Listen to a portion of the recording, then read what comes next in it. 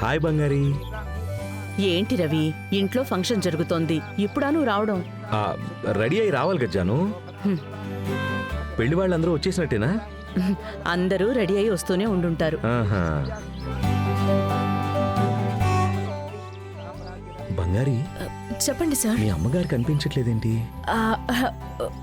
వచ్చారు, ఇదిగో కిచెన్ వరకు వెళ్ళొసి వస్తా అన్నారు. కిచెన్ కా?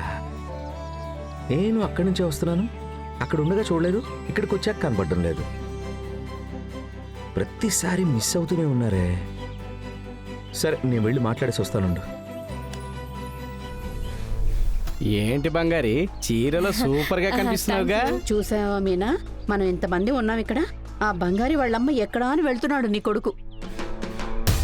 మీరూరికే రెచ్చగొట్టకండి వదినా. నేను రెచ్చగొట్టడం లేదు మీనా, కడుపు మంటతో మాట్లాడుతున్నా. నన్నేం చేయమంటారు? నా కూతుర్ని కాని పెళ్లి చేసుకోవాలి, అప్పుడు ఉంటుంది. కాస్త ఓపిక పట్టండి, మనం అనుకున్నట్టే అంతా జరుగుతుంది.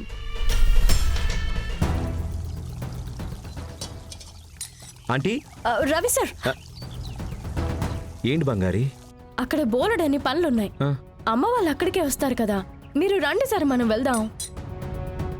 ఏంటి బంగారి, అమ్మని కలిసి నేను ఆశీర్వాదం తీసుకోవద్దా? అమ్మ వస్తుంది సార్, మనం వెళ్దాం, అక్కడ చాలా పనుంది కదా. ఏ, అమ్మని నేను ఇప్పుడు కలవకూడదా? లేదు సార్, అలా అనలేదు. మరేంటి? ఆంటీ, బంగారి వాళ్ళ మదర్ ఇక్కడ ఉన్నారని చెప్పారు కదా. అవును బాబు. అయ్యో, దొరికిపోయానే. మరి ఆంటీ ఏరి? నేను ఇక్కడే ఉన్నాను బాబు. ఆంటీ, ఇక్కడేం చేస్తున్నారు ఆంటీ? ఫంక్షన్ అక్కడ జరుగుతుంది కదా. కిచెన్ లో కొంచెం పనుంది, అందుకే. ఆంటీ, ఈ ఇంట్లో అన్నిటికీ పని మనుషులు ఉన్నారంటీ. మీరు ఇంటికి గెస్ట్. ఫంక్షన్ లో మీరు ఉండాలి కదా ఆంటీ. మీరు ఇలాంటి పనులన్నీ చేయకూడదు. బాబు, మన ఇంట్లో ఫంక్షన్ జరుగుతుంది, మనమే కదా దగ్గరుండి చూసుకోవాలి. మన పనులు మనం చేసినంతగా పనివాడు చేస్తారని చెప్పలేం కదా.